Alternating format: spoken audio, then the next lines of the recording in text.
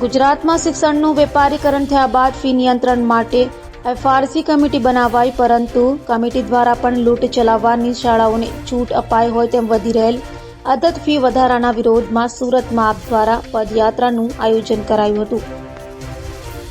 ગુજરાત સરકારે શિક્ષણનું વેપારીકરણ કરી વાલીઓની લૂંટતી શાળા સંચાલકો સામે લાલા કરી એફઆરસી કમિટીની રચના કરી હતી. જો કે હાલમાં એફઆરસી કમિટી જાણે આંખ પર પાટા બાંધી બેઠી હોય તેમ લાગ્યું છે, કારણ કે ખાનગી શાળાની લૂંટ રોકવા માટે ભાજપે બનાવેલી ફી નિયંત્રણ કમિટી એફઆરસી ખુદ લૂંટ ચલાવવાની છૂટ આપી રહી છે.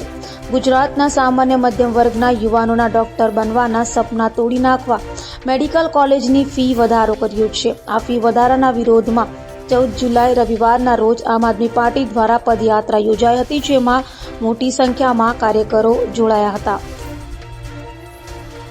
નમસ્કાર, હું રાકેશ હિરપરા, પ્રદેશ મહામંત્રી આમ આદમી પાર્ટી ગુજરાત. આજરોજ આમ આદમી પાર્ટી ગુજરાત સમગ્ર ગુજરાતભરમાં આંદોલન કરી રહી છે, વિરોધ પ્રદર્શન કરી રહી છે. આપણે સૌ જાણીએ છીએ કે શિક્ષણ અને આરોગ્ય મનુષ્યની, માણસની પાયાની જરૂરિયાતો છે. આજે દિવસે ને દિવસે શાળાથી માંડી અને કોલેજ સુધીનું શિક્ષણ મોંઘું થતું જાય છે. પ્રાઇવેટ શાળાઓની ફી નિર્ધારણ કરવા માટે સરકારે એફઆરસી બનાવેલી, પણ છેલ્લા ઘણા વર્ષોથી એફઆરસીમાં જજ અને ચેરમેનની નિમણૂક જ નથી થઈ. આ એફઆરસી બનાવેલી એફઆરસી પણ સરકારના ઇશારે, ભાજપના ઇશારે અને શાળા સંચાલકોના ઇશારે કામ કરે છે, અને શાળા સંચાલકોને મનમાની ફી વધારવાની છૂટ આપે છે, જેને લીધે વાલીઓ લૂંટાય છે.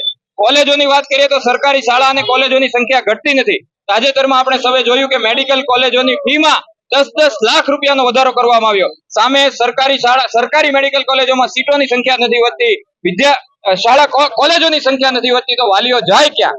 આ લૂંટનો બંધ કરાવવા માટે, આ લૂંટના વિરોધમાં આજે આમ આદમી પાર્ટીનું તમામ સંગઠન સમગ્ર ગુજરાતભરમાં આ મુદ્દે આંદોલન કરી રહ્યું છે કે પ્રાઇવેટ કોલેજો અને પ્રાઇવેટ શાળાઓ જે પ્રકારની ફી વસૂલી રહી છે એના ઉપર લગામ લગાવવામાં આવે અને સરકારી શાળા કોલેજોની સંખ્યામાં વધારો કરવામાં આવે, જેથી કરીને આ લૂંટ ઉપર લગામ લગાવી શકાય.